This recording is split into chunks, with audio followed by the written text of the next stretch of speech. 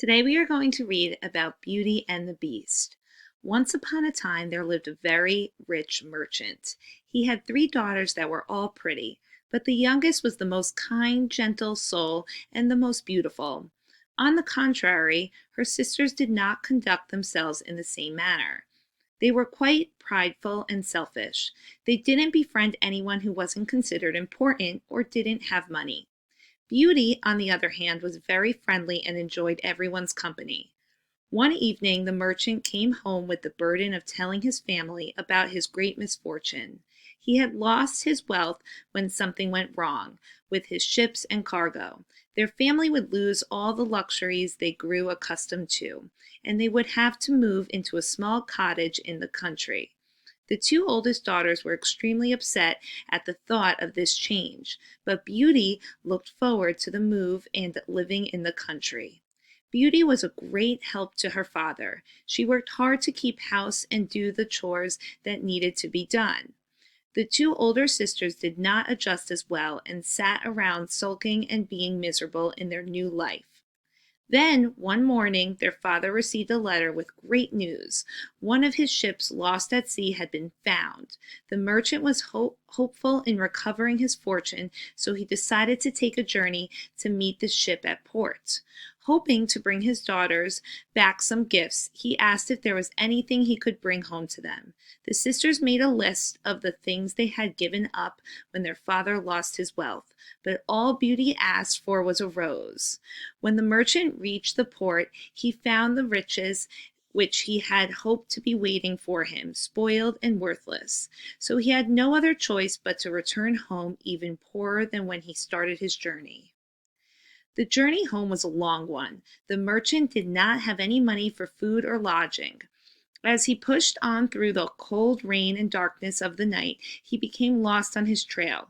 In the distance, he saw the soft, inviting glow of a beautiful palace and found himself drawn to it. When he got to the doors of the palace, they opened as if by magic. Though there wasn't a soul to be found in this grand place, the merchant found a feast fit for a king, a blazing fire to warm himself, a luxurious bed, and a fine suit laid out for him so he could change out of his wet clothes. He was amazed at the comforts provided and spent the night enjoying them. Yet there was no master of the house to be found to thank. The next morning the merchant set out to return home. While leaving the palace grounds, he noticed a glorious rose garden in front of the estate. Thinking of his beauty at home, he bent down to pick one of the roses. Just at that moment, a beast appeared and came towards him. "How dare you pick a rose from my garden after all that I have done for you, you ungrateful man?" bellowed the beast. "Please have mercy on me. I was only thinking of one of my daughters at home. My sweet Beauty wanted me to bring her rose," pleaded the man. Hearing of these daughters, the beast thought for a moment. "I will spare your life if one of your daughters is willing to return and die in your place," the beast growled.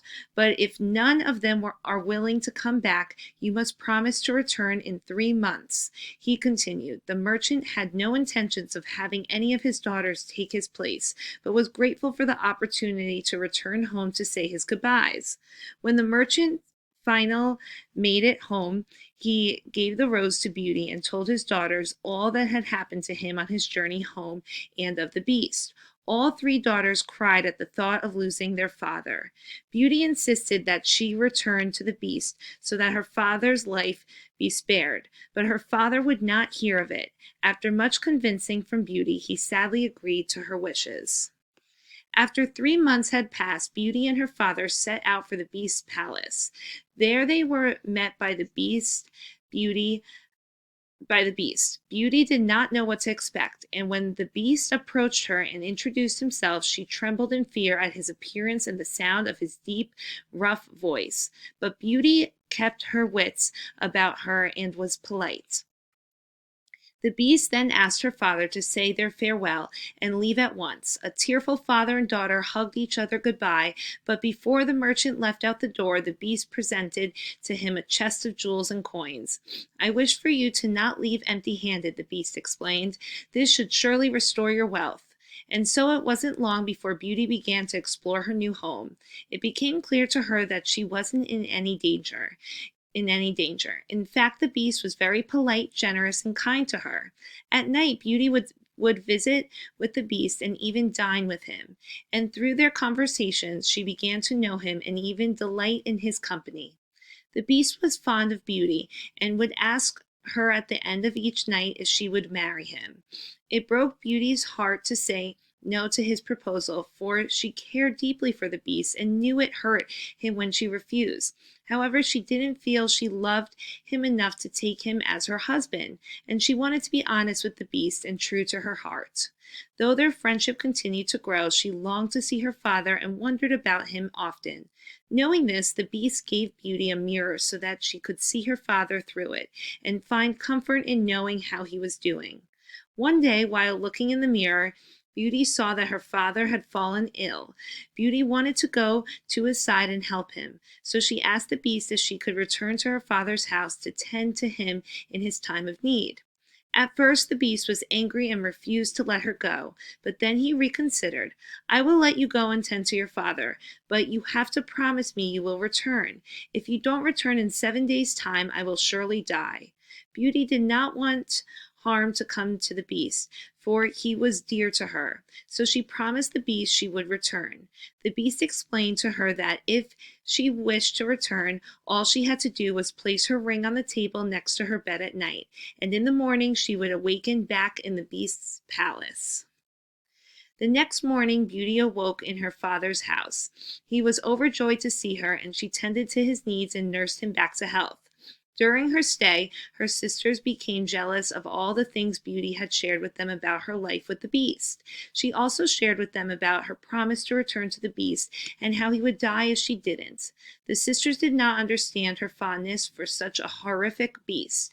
In their wickedness, the two sisters plotted to distract and keep Beauty beyond the 7 days because they could not stand to see her so happy and to be living such a life of luxury. So when the sisters acted as if they were heartbroken at the thought of Beauty leaving, Beauty decided to stay a few more days with her sisters. On the 10th night of her stay, Beauty had a horrible dream. She dreamt of the Beast lying on the ground near the rose garden, fading away into death. Beauty woke up and realized she could not live without the Beast, for she loved him so and knew she wanted to be with him forever.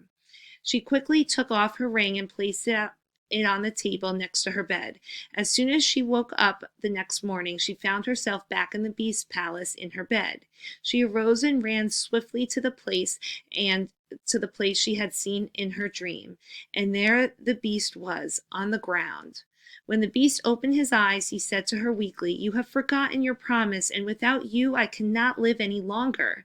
"No," cried Beauty, "it is I who cannot live without you as my husband. I love you too much to a live life without you in it." And with that, her tears of love and affection fell onto his face.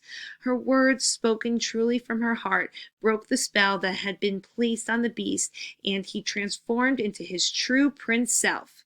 Upon hearing of Beauty's happiness, Beauty's father and sisters came to celebrate the couple's announcement of their union. The next day, Beauty and the prince married, and they lived happily ever after.